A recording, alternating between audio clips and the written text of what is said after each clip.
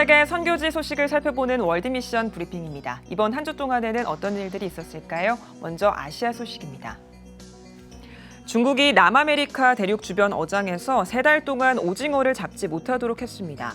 중국이 먼 바다의 자국 어선을 대상으로 이런 조치를 취한 것은 처음인데요. 중국 어선들이 불법 조업과 주권 침해 논란을 일으키면서 비난을 받자 평판 관리에 나선 것이라는 분석이 나옵니다. 네팔이 코로나19로 폐쇄했던 에베레스트 산의 414개 봉우리를 다시 개방했습니다. 네팔 정부는 코로나19 봉쇄령을 해제하면서 등반을 포함한 관광 활동을 모두 허용했는데요. 관광부 담당자는 가을철 등반 시즌을 앞두고 등산객이 지켜야 할 표준 운영 지침을 마련하고 있다고 전했습니다. 인도네시아 경찰이 수마트라 코끼리를 밀렵한 남성 2명을 체포했습니다. 수마트라 코끼리는 야생에 2,000마리도 남지 않은 멸종 위기종인데요. 현재 경찰은 야생동물 보호당국과 함께 2달 넘게 추적 수사를 벌였다고 밝혔습니다. 밀렵꾼들의 유죄가 인정되면 최고 징역 5년형에 처할 것으로 보입니다. 아메리카 소식입니다. 아마존 열대우림에서 산불이 빠르게 늘고 있습니다. 브라질 국립우주연구소에 따르면 아마존에서 7월에 발생한 산불이 6천 건을 넘는 것으로 나타났는데요.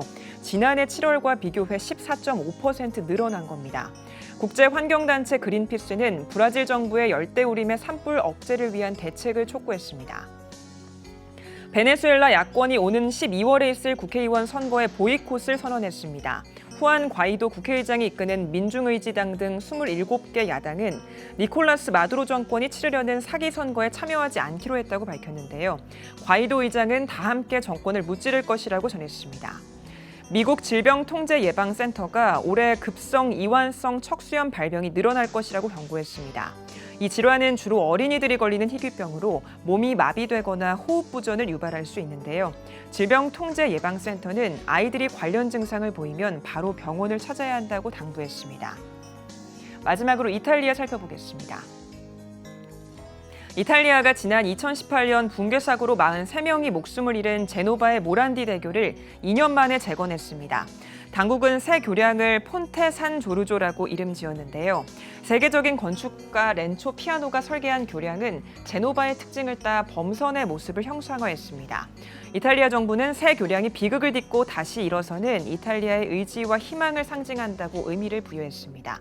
지금까지 월드미션 브리핑이었습니다.